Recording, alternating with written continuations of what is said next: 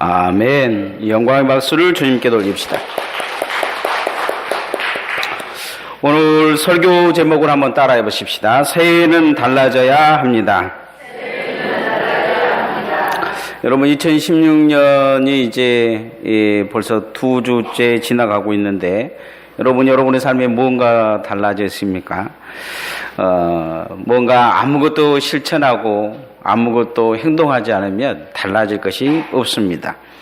어느 부부가 교회 갔다 오다 이제 대판 싸웠습니다. 이유는 뭐냐면 남편이 부인에게 옆에 보면서 농담 삼아 한마디 한 것이 화가 난 거죠. 그래서 싸운 거예요.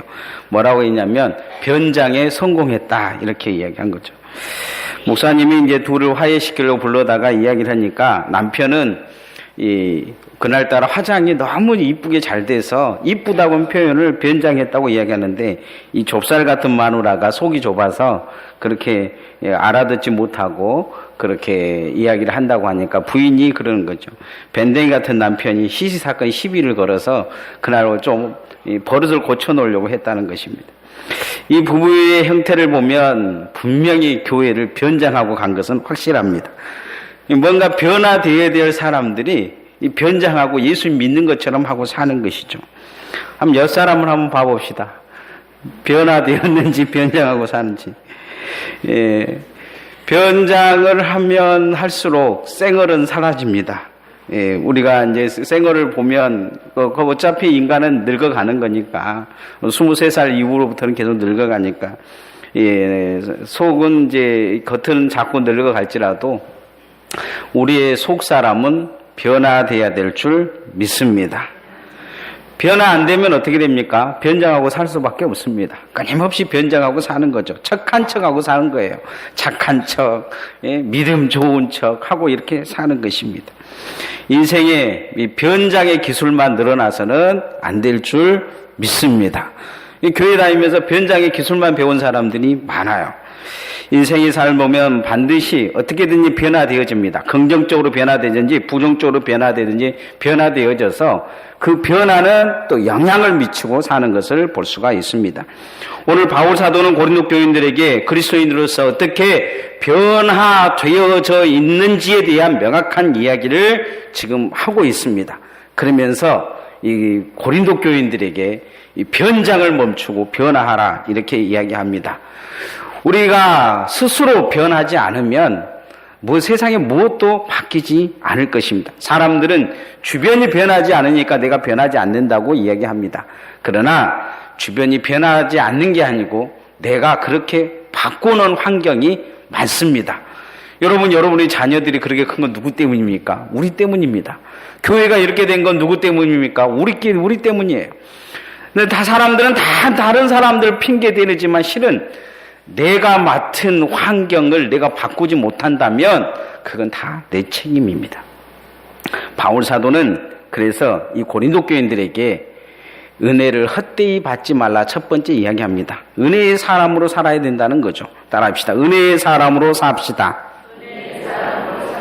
성경에 은혜 받은 노총각이 하나 나옵니다. 그게 누구냐면 이 룻기에 보면 이 보아스라는 사람이 나와요. 이스라엘이 여리고를 점령할 때 그 정탐꾼을 2명 먼저 보내는데 그 2명 중에 한 사람의 이름이 살몬이었습니다.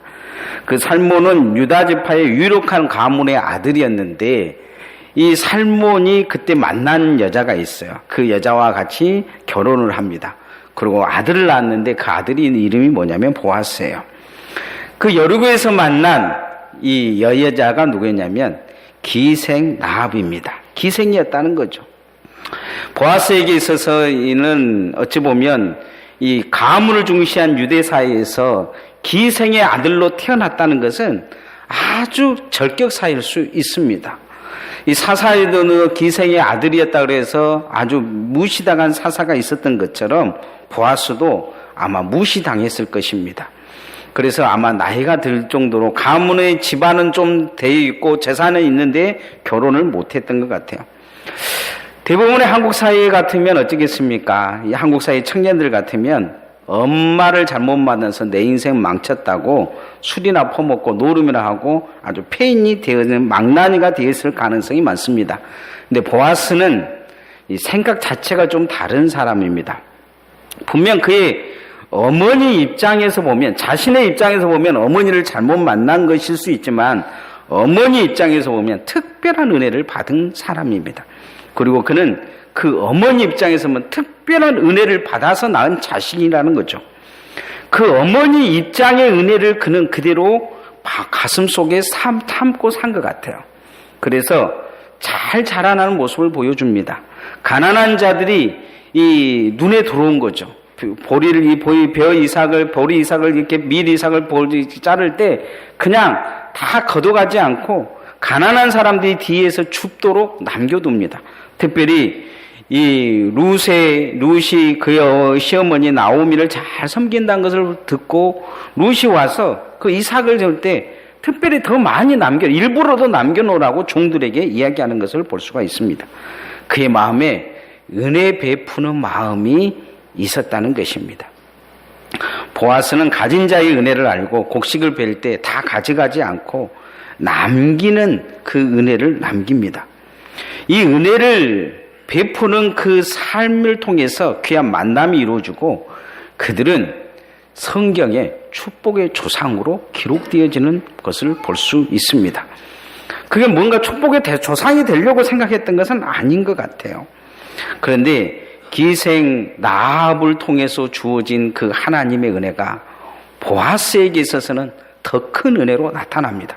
그리고 룻을 볼 수 있는 은혜를 주시고 나중에 이들은 장차 예수 그리스도의 조상으로 사는 은혜가 나타나는 것을 성경에서 볼 수가 있습니다.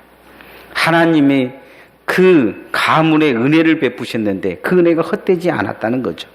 헛되이 살지 않았다는 것입니다.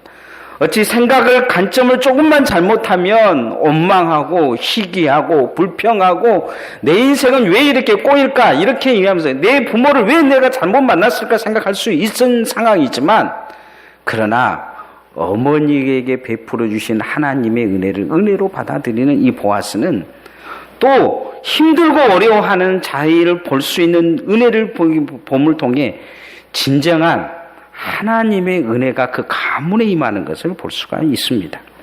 오늘 고린도후서 6장 1절 2절 말씀을 같이 한번 읽어봅시다. 시작. 우리가 하나님과 함께 일하는 자로서 너희를 권하노니 하나님의 은혜를 헛되이 받지 말라. 이르시되 내가 은혜 베풀 때에 너에게 듣고 구원의 날에 너를 도왔다 하셨으니 보라 지금은 은혜 받을 만한 때요 보라 지금은 구원의 날이로다. 신앙은 생각의 관점에 따라서 조금 다를 수 있습니다. 하나님이 나를 은혜로 부르셨다는 것을 알고 경험하고 느끼기 시작하면 그 은혜로 살게 됩니다. 그러나 그 은혜를 발견하지 못하면 신앙은 불평과 불만과 원망 속에 잡혀 있을 가능성이 많습니다. 이 보아스에게서는 은혜가 은혜 되어지는 모습이 나타납니다.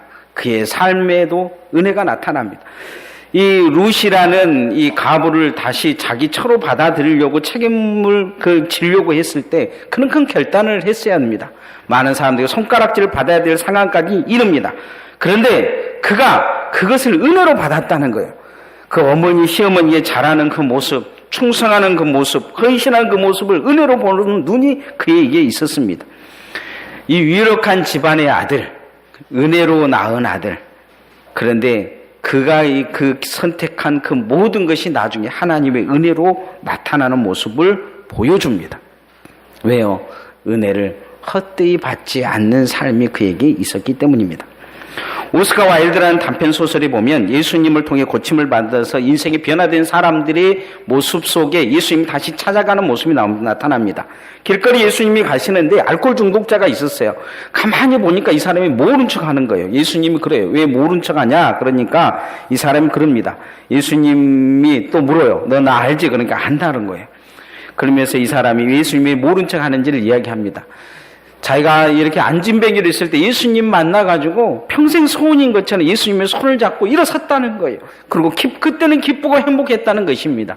그런데 그 이후로 이제 이 인생이 뭔가 바뀔 줄 알았는데, 세상 사람들이 자신을 알아줄 줄 알고 더 도와줄 줄 알았는데 아무도 도와주지 않더라는 거예요. 전에는 안진뱅이 있을 때는 지나가면 돈이나 한 푼 던져주고, 불쌍하다고 같이 먹을 것도 입혀주고, 주고 막 옷도 입혀주고 그랬는데 이제는 아는 척을 않더라는 거죠. 그러면서 갑자기 자신의 인생이 예수님 만나서 실패한 것처럼 느껴져서 그때부터 술을 한 잔, 두 잔 먹고 나중엔 알코올 중독자가 되어버렸다는 것입니다. 은혜가 은혜되지 않았다는 거죠. 하나님의 은혜 받은 것이 그 인생에는 독이 된 것입니다. 그리스도인들이 하나님의 은혜를 헛되이 받으면 이렇게 되는 것을 볼 수가 있습니다. 은혜를 받았다는 것은 그 은혜를 은혜되게 하는 사명이 있는 것입니다. 은혜 받은 이후에 하나님의 사람들은 더 복되게 살아야 될 줄 믿습니다. 교회 다니면서 사람들이 더 형편없는 사람들이 된 사람들이 많습니다.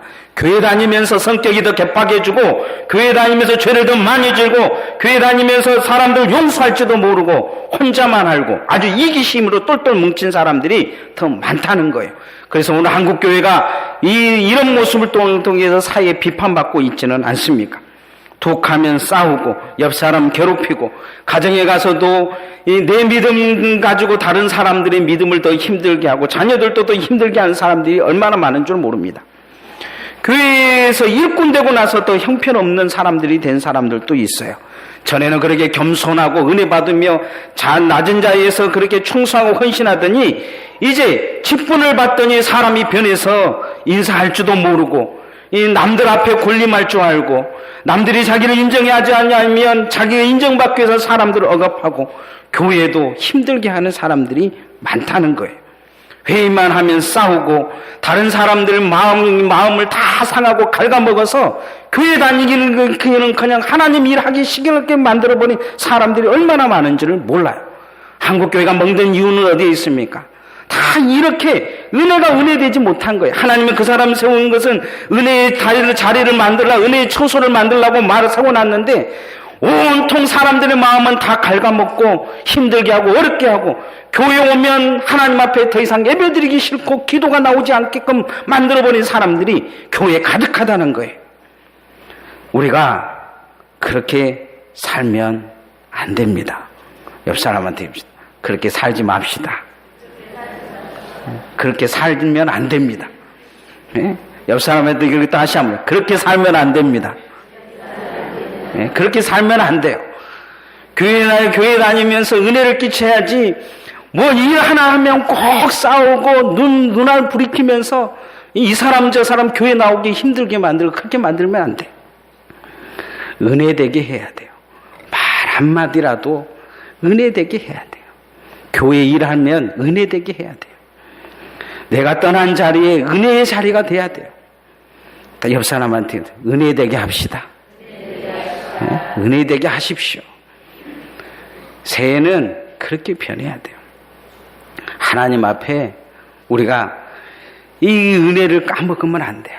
내가 받은 은혜, 그렇게 하나님이 내게 은혜 주셔서 그 자리에 하나님이 옮겨놨는데, 그리고 다른 사람도 은혜 주셔서 기껏 힘들게 어렵게 교회에다 데려다 놨는데 다 마귀 만들어버리면 안 돼요. 교회 오기 싫게 만들면 안 되잖아요.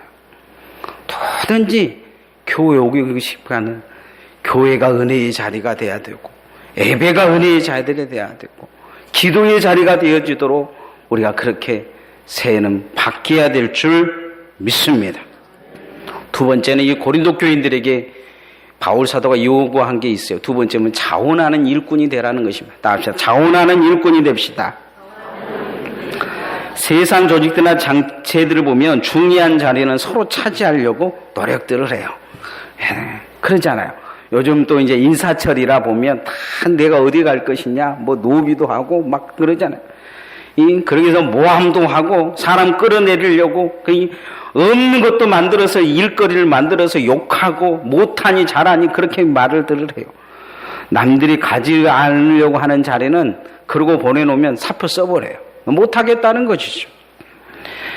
세상에 열심히 해도 성과도 없고 업적도 없고 남이 알아주는 자리는 아무도 가려고 하지 않아요. 그런데 세상과 같이 교회도 지금 그렇게 되어 가고 있어요. 교회도 제일 취약하고 어려운 곳에 정말 필요한 일꾼들이 가야 돼요. 능력 있는 사람들이 안 되는 구역도 가서 좀 살려줘야 되고 안 되는 부서들도 좀 살려줘야 하거든요. 그런데 그렇지 않아요.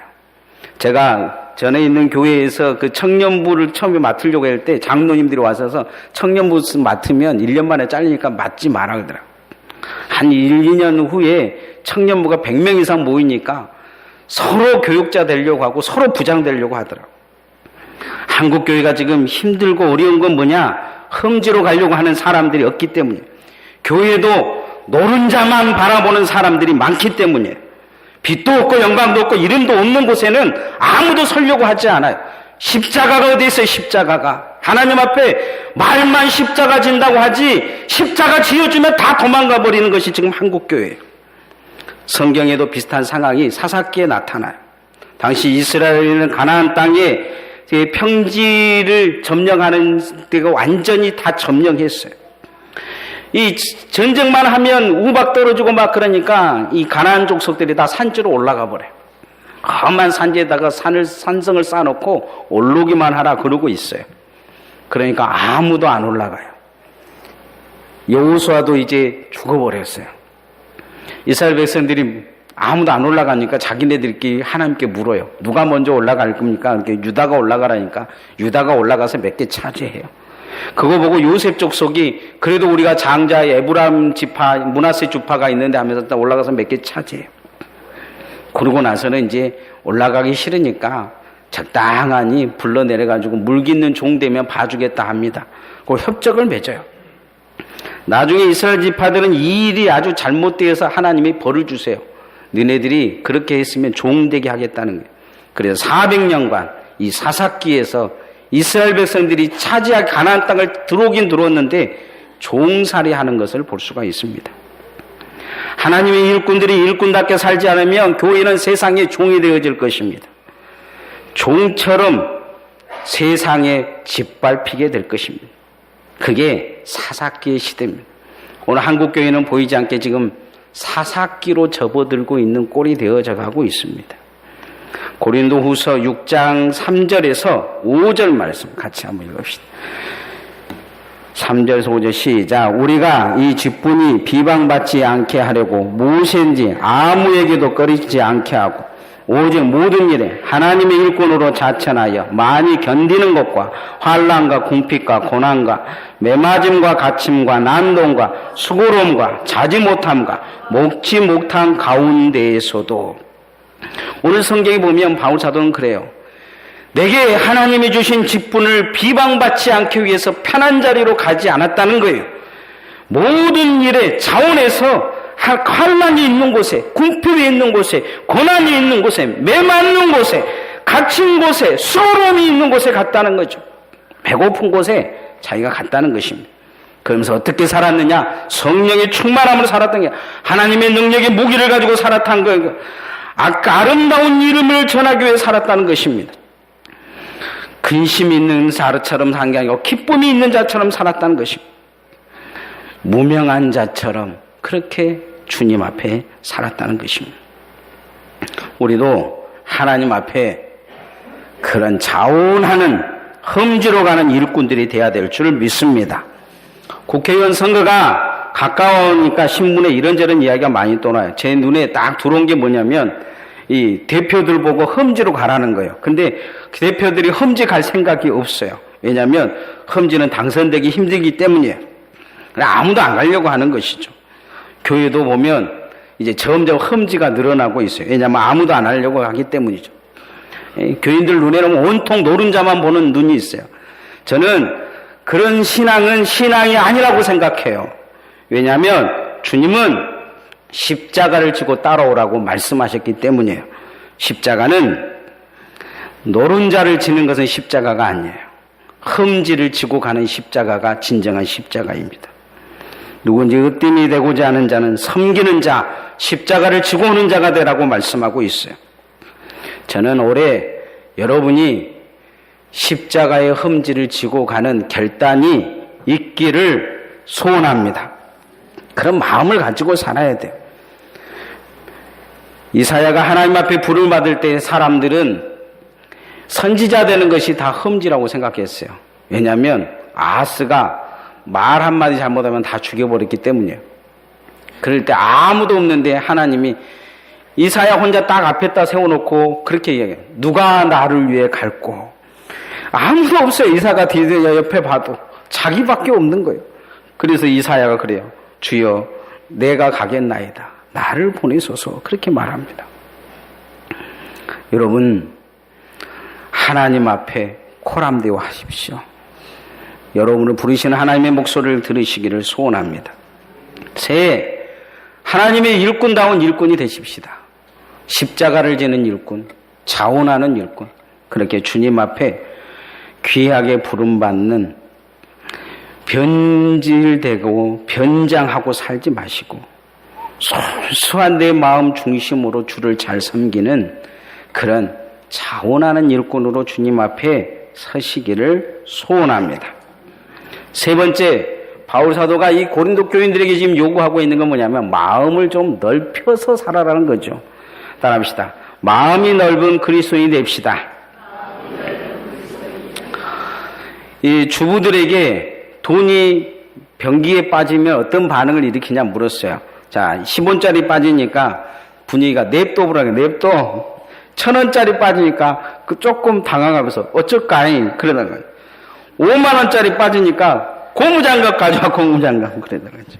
100만원짜리 빠지니까 수표 빠지면 어떻게 할까 그러니까 변기 부셔버린다고. 신랑이 변기에 빠지니까 나오기 전에 물 내려버린다고. 한국 여자들의 마음은 좀 넓어져야 돼요. 한국 기독교 역사상 가장 넓은 교회를 말하라고 하면 홍정모 목사라거나 아무도 안 할 거예요.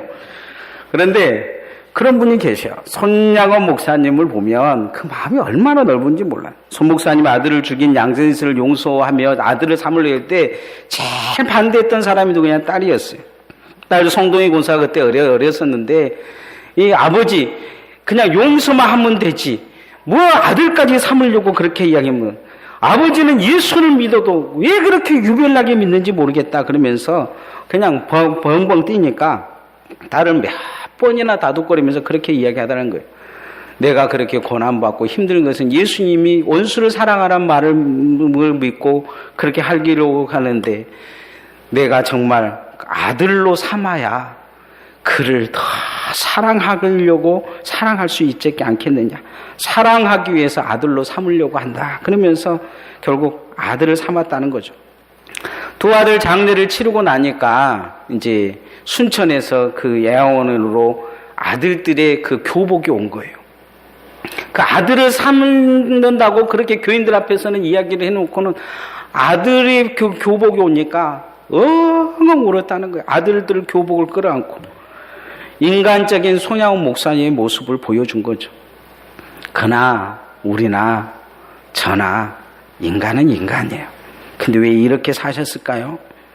예수님이 내 원수를 사랑하라는 말씀이 그의 마음에 있었기 때문이에요. 인간 손양원의 마음으로 살려고 결심한 게 아니고 예수님의 마음으로 살려고 그가 결심하고 예수님의 마음을 갖기 위해 그렇게 산 것이죠. 얼마나 그 마음 갖기 위해 무릎 꿇고 눈물을 흘렸겠습니까? 얼마나 가슴을 쥐어 짰겠습니까? 모두 예수님 마음을 품어야 될 줄 믿습니다. 그러기 위해서는 많은 눈물이 필요할 줄 모릅니다. 가슴이 더 찢어질지 몰라요. 아픔이 있을지 모릅니다. 그러나 우리가 예수님의 마음을 갖기 위해 마음을 넓히고 용서하고 사랑으로 살아야 될 줄 믿습니다. 바울은 이 고린도 교인들을 향해 그렇게 이야기한다는 거죠. 고린도 교인들이 바울을 네가 목사냐 어쩌냐 손가락질하면서 나는 바울파다 나는 베드로파다 그러면 저 같으면 안 볼 거예요. 그런데 바울은 지금 예수님의 마음으로 마음을 넓혔다. 너희도 그 밴댕이 같은 마음을 넓혀라 요구하고 있는 걸 보게 됩니다. 자, 11절에서 13절 말씀 같이 한번 읽어보십시다. 시작. 고린도 교인들이여 너희를 향하여 우리의 입이 열리고 우리 마음이 넓어졌으니 너희가 우리 안에서 좁아진 것이 아니라 오직 너희 심정에서 좁아진 것이니라. 내가 자네에게 말하듯 하노니 보답하는 것으로 너희도 마음을 넓히라. 옆 사람한테 이야기합시다. 넓힙시다. 마음을 좀 넓히시기를 지평수만 넓히지 말고 여러분의 마음의 평수를 좀 넓히시기를 소원합니다. 고린도 교인들에게 마음을 넓혀라 요구하고 있습니다. 여러분 혹시 이제 그런 소리 들어보신 적 있죠? 밴댕이 소갈딱지라고. 왜 밴댕이 소갈딱지라고 하냐면 이 밴댕이가 이 몸 길이가 한 15cm 정도 된다고 해요. 청어가의 바다 물고기인데 이게 배를 따보면 속이 없대요. 속이 하나도 없어가지고 일단 잡아놓으면 잡히만 하면 지 속이 없으니까 화딱지가 나가지고 그 자리에서 죽어버린다는 거예요. 그냥 머리 건드지 뭐 파닥파닥 뛰다가 죽어버린다. 그래서 이 속이 없는 사람들, 속이 좁은 사람, 밴댕이 소가딱지라 그러는 거죠. 어떤 그 분의 글 속에서 제가 이런 글을 읽어봤어요. 마음이 좁쌀 같은 사람이 하나님을 믿으면 하나님이 좁쌀처럼 보이고, 마음이 태산 같은 사람이 하나님을 믿으면 하나님도 태산같이 보인다. 세상 사람들이 내가 믿는 하나님을 좁쌀처럼 보겠습니까? 아니면 태산처럼 보겠습니까? 우리는 예수님과 하나님을 좁쌀 같은 분으로 만들어서는 안 될 것입니다. 바울 사도는 고린도 교인들에게 이 좁쌀 같은 마음, 밴댕이 같은 이 마음을 넓히라 지금 요구하고 있는 걸 보게 됩니다. 교회가 문제가 아니라 그 마음이 문제라는 거죠. 마음을 새해는 넓히시기를 소원합니다. 내 마음대로 살지 말고 예수님 마음 갖기 위해서 사셔야 됩니다. 좀 더 넓은 마음을 가져야 돼요. 용서하고 사랑하고 베풀고 섬기려고 결심해야 돼요. 자꾸 내 마음이 좁아지려고 해도 넓히려고 애를 써야 돼요. 내가 품으려고 애를 써야 돼요. 그렇게 새해는 바뀌기를 소원합니다. 그게 우리가 달라져야 될 이유입니다. 새해는 여러분 달라지시기를 소원합니다. 은혜의 사람으로 달라지십시다.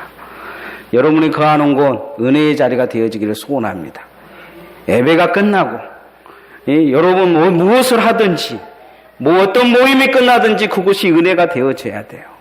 은혜로 만들지 못하는 건 하나님의 일이 아니에요. 아무리 귀한 걸 해도 은혜로 만들지 못하면 그건 마귀의 일밖에 되지 않아요. 자원하는 일꾼이 돼야 됩니다. 험지로 가야 돼요. 여러분 힘든 곳에 십자가가 있어요. 여러분이 욕망, 교회를 통해서 이루려고 생각하지 마세요. 여러분이 꿈꾸는 것, 하나님이 정말 원하시는 건지를 뒤돌아보세요. 그리고 자원하는 주님이 부르시는 그곳에 여러분이 서 있기를 소원합니다. 그러기 위해 마음을 넓히셔야 돼요.